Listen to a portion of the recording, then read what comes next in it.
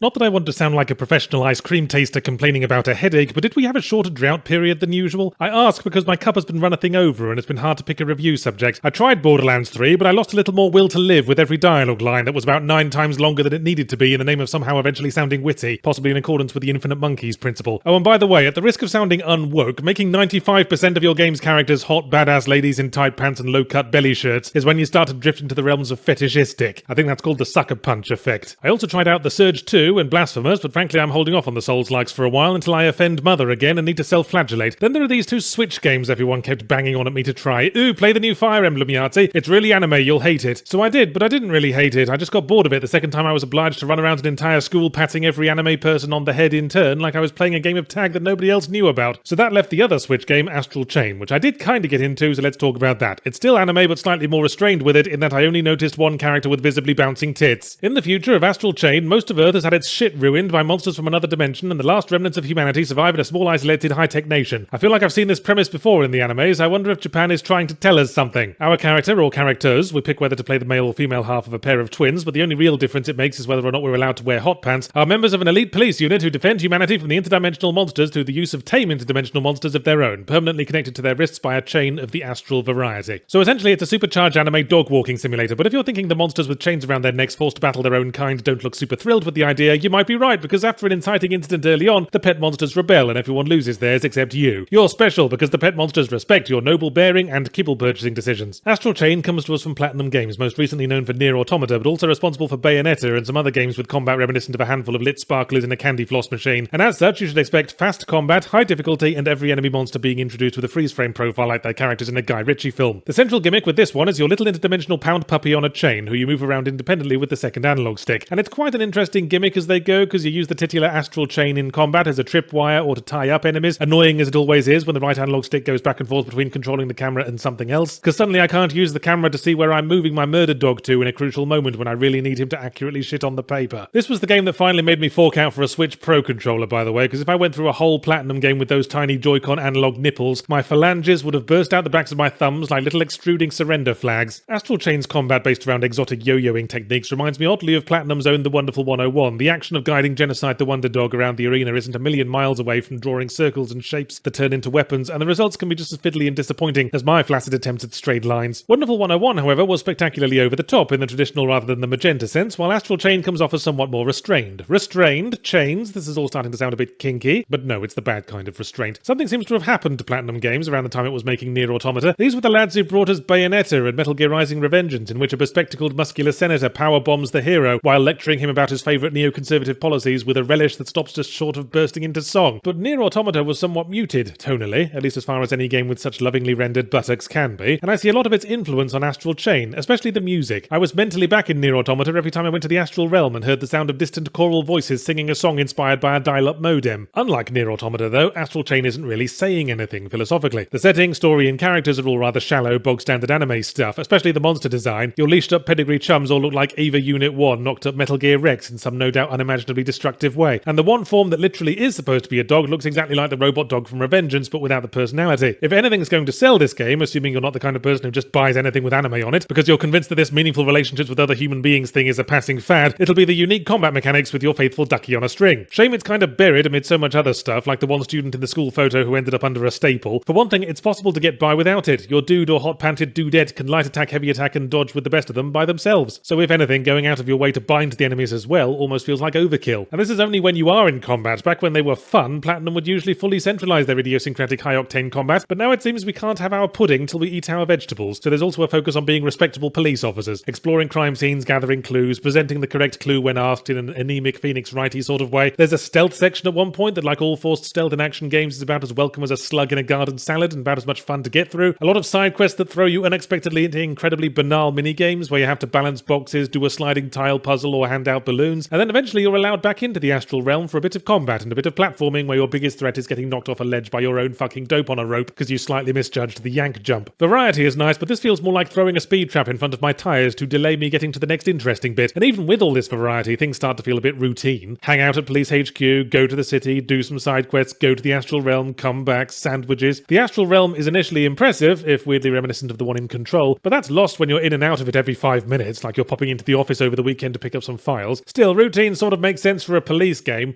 Attention all officers, a giant armored gorilla is flinging exploding turds around city centre. You mean a 2218? No, it's a 2219 because he's wearing a sombrero.